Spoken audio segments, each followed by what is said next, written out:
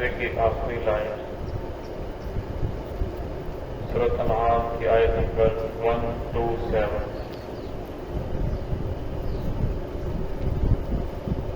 اعوذ باللہ من الشیطان الرجیم، بسم اللہ الرحمن الرحیم۔ وَيَوْمَ يَحْشُرُهُمْ جَمِيعًا يَا مَعْشَرَ الْجِنِّ قَدِ اسْتَكْثَرْتُم مِّنَ الْإِنسِ وَقَالَ أَوْلِيَاؤُهُم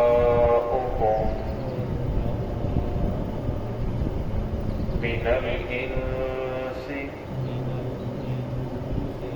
رَبَّنَا اسْتَمْتَعَ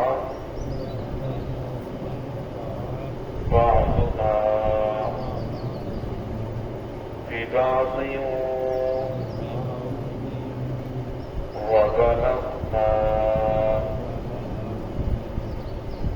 أَجَلَنَا الَّذِي أَجَّلْتَ لَنَا قَالَ النَّارُ مَثْوَاكُمْ خَالِدِينَ فِيهَا إِلَّا مَا شَاءَ اللَّهُ إِنَّ رَبَّكَ حَكِيمٌ عَلِيمٌ وَكَذَلِكَ نُوَلِّي بَعْضَ الظَّالِمِينَ بعضا بما كانوا يكسبون۔ بسم الله الرحمن الرحيم۔ ويوم يحشرهم جميعا يا معشر الجن قد استكثرتم من الإنس وقال أولياؤهم من الإنس ربنا استمتع بعضنا ببعض وبلغنا أجلنا الذي أجلت لنا قال النار مثواكم خالدين فيها إلا ما شاء الله إن ربك حكيم عليم وكذلك نولي بعض الظالمين بعضا بما كانوا يكسبون۔ ويوم يحشرهم جميعا، اور جس دن ان تمام کے تمام کو جمع کیا جائے گا، یا معشر الجن، پھر اللہ رب فرمائیں گے اے جنوں کی جماعت، قد استکثرتم من الانس، تحقیق تم نے ملا لیا ہے اپنے ساتھ بہت سارے انسانوں کو، وقال اولیاؤہم، اور کہیں گے جو ان کے دوست ہوں گے، من الانسی، انسانوں میں سے، ربنا استمتع بعضنا ببعض، ہمارے رب ہمارے بعض نے ہمارے بعض سے فائدہ اٹھایا ہے، وَبَلَغْنَا أَجَلَنَا الَّذِي أَجَّلْتَ لَنَا، پھر ہم پہنچے اپنی اس مقررہ مدت کو، أَجَّلْتَ لَنَا، جو تو نے ہمارے لیے مقرر کی تھی، یعنی موت۔ قَالَ النَّارُ مَثْوَاكُمْ،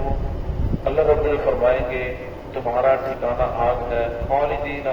ہمیشہ ہمیشہ تم اس میں رہو گے، فیہا الا ما شاء اللہ، مگر وہ جو اللہ رب العزت چاہیں، ان ربک حکیم علیم، بے شک آپ کا رب حکمت والا ہے، جاننے والا ہے۔ وَكَذَلِكَ نُوَلِّي بَعْضَ الظَّالِمِينَ، اور اسی طرح ہم دوست بنا دیتے ہیں بعض ظالموں کو بعض ظالموں کا، بما كانوا يكسبون، اس وجہ سے کہ وہ دنیا کے اندر جو کمائی کرتے رہے۔ اس پہلی آیت کے اندر اللہ رب العزت نے انسانوں کو اور جنات کو سمجھانے کی کوشش کی ہے کہ بیدار ہو جاؤ، سمجھ جاؤ، ایک وقت آنے والا ہے کہ تم تمام کے تمام کو اس دن جمع کیا جائے گا، تمام کے تمام مخلوقات ہوگی، انسان، جنات، ہر ہزار مخلوقات ساری کی ساری وہاں جمع ہوگی۔ دنیا میں ہمیں جنات نظر نہیں آتے، وہاں جنات بھی نظر آئیں گے۔ اب ہمیں فرشتے نظر نہیں آتے، وہاں فرشتے بھی نظر آئیں گے۔ ہر طرف خلقت ہی خلقت ہوگی۔ اور پھر اللہ نبی فرمائیں گے یا معاشر الجن، اے جنوں کے جواب، قد استکثرتم من الانس، تم نے بہت سارے انسانوں کو اپنے ساتھ ملایا، جس طرح خود گمراہ تھے اور تم نے ان کو بھی گمراہی کے راستے پر لگایا۔ تو اس وقت جو انسان ہوں گے، جو جنات کے تابع تھے، ان کے اپنے آپ کو ان کے تابع دیا ہوا تھا، حقیقت میں وہ سمجھتے تھے کہ ہم نے جنات کو قید کر رکھا ہے۔ جنات کو قید نہیں کر رکھا، بلکہ وہ خود شیطانوں کے تابع ہو چکے ہیں۔ بہت سارے لوگوں کا یہ دعویٰ ہے کہ میں نے جن کو قید کر رکھا ہے، اور میں جو ایسا کرتے ہیں، جنات کو غلیظ رہتے ہیں، گندگی کی خدائی کے کام کرتے ہیں، جھوٹ بولتے ہیں، نماز نہیں پڑھتے اور اسی طرح ناپاک رہتے ہیں، تب جا کر ان کے ساتھ آپس میں ان کی مناسبت ہو جاتی ہے۔ جس طرح انسانوں کی وادیاں ہیں، اس طرح بعض مقامات ایسے ہیں جہاں جنات کی وادی بہت زیادہ ہے، جنات بہت زیادہ رہتے ہیں۔ طائف کے اندر ایک علاقہ تھا، ایک میدان تھا جہاں جنات کی بہت زیادہ کثرت تھی اور لوگوں کے اندر یہ مشہور بھی تھا، لیکن وہاں راستہ بھی تھا، لوگ وہاں سے گزر کے جاتے تھے۔ لیکن ایک آدمی وہاں سے گزر رہا تھا، جب وہاں سے گزرا تو ایک جن نے اس کو پیچھے سے کپڑا پکڑ کر کھینچا، اب اس نے پیچھے اڑ کر دیکھا، پیچھے کچھ بھی نہیں۔ اب پھر وہ چل پڑا، تھوڑا سا آگے چلا تو جنات نے ایک جن نے پھر اس کو کپڑا پکڑ کے کھینچا، جب کپڑا پکڑ کے پھر کھینچا تو اب وہ پریشان ہو گیا، ڈر گیا۔ اس نے پہلے بھی سن رکھا تھا کہ یہاں جنات رہتے ہیں، اور جب وہ ڈرا تو وہ کہنے لگا کہ اے جنوں کے سردار، میں آپ کو رب کا واسطہ دیتا ہوں، میں آپ کی پناہ کے اندر آتا ہوں، یہ جو میں آپ میرے پاس ستو ہے، یہ کی ہے، یہ کھجور ہے، یہ میں آپ کے لیے چھوڑتا ہوں، لہٰذا مجھے کچھ نہ کہیے۔ تو فرمایا قرآن پاک اللہ الرجی سے بارے کا ارشاد فرماتے ہیں، کہا نبی جعل من الانس یعوذون برجال من الجن فزادوهم رہقا، کہ ان جنات کی سرکشی بڑھانے کے اندر انسانوں کا ہاتھ ہے۔ انسانوں نے جو جنات تھے ان کو اپنے پناہ کے اندر دے دیا، ورنہ فزادوهم رہقا، جس سے جنات کی سرکشی اور بڑھ گئی۔ وہ اپنے آپ کو دنیا کے اندر کچھ سمجھنے لگے کہ ہم تو کچھ ہیں، یہ جو لوگ ہمارے تابع ہو رہے ہیں، ہمارے لیے ہر چیز چھوڑ رہے ہیں، اور میں وہ تھوڑا سا تنگ کرتے تو انسان ان کے لیے سب کچھ دے کر بیٹھ جاتے۔ تو فرمایا اس طرح وہ خود بھی گمراہ ہوتے، لوگوں کو بھی گمراہ کرتے۔ تو اللہ رب العزت فرمایا وقال اولیاؤہ، اس وقت جو ہوں گے ان کے دوست انسانوں میں سے وہ کہیں گے ربنا استمتع بعضنا ببعض، اے میرا یہ ہم سے فائدہ اٹھاتے رہے، ہم ان سے فائدہ اٹھاتے رہے۔ تو اللہ بشاہ فرمائیں گے وبلغنا اجل الذی اجلت لنا، پھر ہم نے کہا کہ تو نے ہمارے لیے مدت مقرر کی تھی، یعنی موت کا وقت تھا، اب ہم اس تک پہنچ چکے ہیں، موت آ چکی ہے، اب میدان حشر ہے، اب آپ کے اوپر جو آپ میرا فیصلہ فرمائیں۔ تو اللہ بشاہ فرمائیں گے قال النار مثواکم، تمہارا ٹھکانہ آگ ہے، خالدین فیہا، اس آگ میں ہمیشہ ہمیشہ رہو گے، الا ما شاء اللہ، مگر جو اللہ رب العزت چاہیں۔ اگر اللہ رب العزت چاہیں تو فرمایا ہمیشہ ہمیشہ ان کو آگ کے اندر داخل نہ کرے، بلکہ ان کو معاف کر دیں، ورنہ اللہ کو کوئی پوچھنے والا نہیں ہے۔ لیکن اللہ رب العزت فرمایا تمہاری سزا یہی ہے، لیکن اگر اللہ چاہیں تو تمہیں معاف بھی کر سکتے ہیں، اگر اللہ کو چاہیں تو تمہیں سردی کا عذاب بھی دے سکتے ہیں۔ اور بعض لوگ اس چیز کا انکار کرتے کہتے دیکھو جنات تو آگ سے بنا ہے، اب آگ کو آگ کے اندر ڈالا جائے تو اس کے اوپر کیا اثر ہوگا؟ بخاری شریف کی روایت ہے، مسلم کے اندر یہ روایت موجود ہے کہ جہنم کے ایک طبقے نے دوسرے طبقے کی شکایت کی کہ الہ العالمین، یہ جو طبقہ ہے یہ مجھے کھائے جا رہا ہے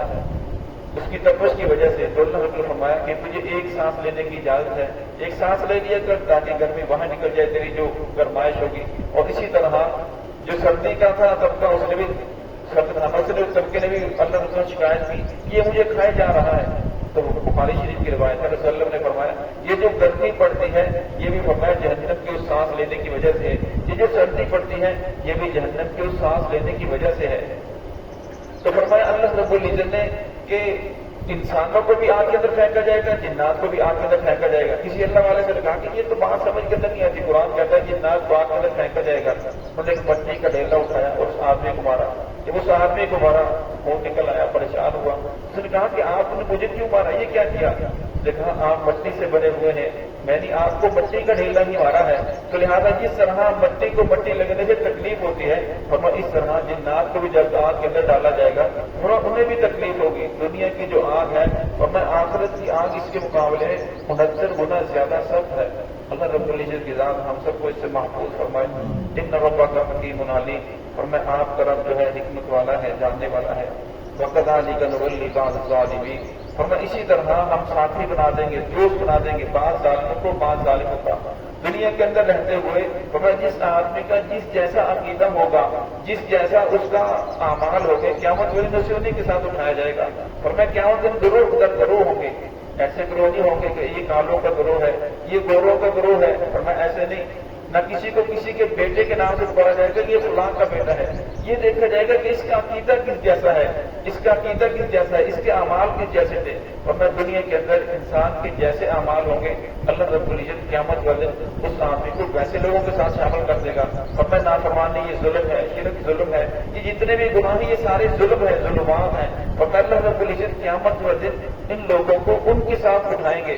اور میں دنیا کے اندر وہ جیسے بھی دعویٰ کرتا رہا کہ میں تو بزرگوں کی اولاد ہوں، میں تو نبیوں کی اولاد ہوں، اور میں اگر آدمی کا عقیدہ اور اعمال اس بزرگ سے مطابقت کرتے ہوئے تو اللہ رب کے ساتھ اٹھائیں گے۔ اگر آدمی کا عقیدہ اور اعمال اس نبی کے ساتھ مطابقت پیدا ہوتی ہوئی تو پھر تو اس نبی کے ساتھ اٹھے گا، اور میں اگر اس نبی کے ساتھ اس کی مطابقت نہ ہوئی، ساری زندگی ساری زندگی کے اعمال اس کا عقیدہ اس نبی کی زندگی کے خلاف گزرا، پھر اللہ رب کیا ہم اس کے ساتھ نہیں اٹھائیں گے، بلکہ جس آدمی کا جیسا عقیدہ ہوگا انہیں کے ساتھ انہیں اٹھایا جائے گا۔ کیوں؟ دماغ یکسبون، اس وجہ سے کوئی دنیا کے اندر جو کمائی کرتے ہیں انہیں آخرت کے اندر اسی کا صلہ دیا جائے گا۔ واحد اللہ رب العزت ہم سب کو صراط مستقیم پہ چلنے کی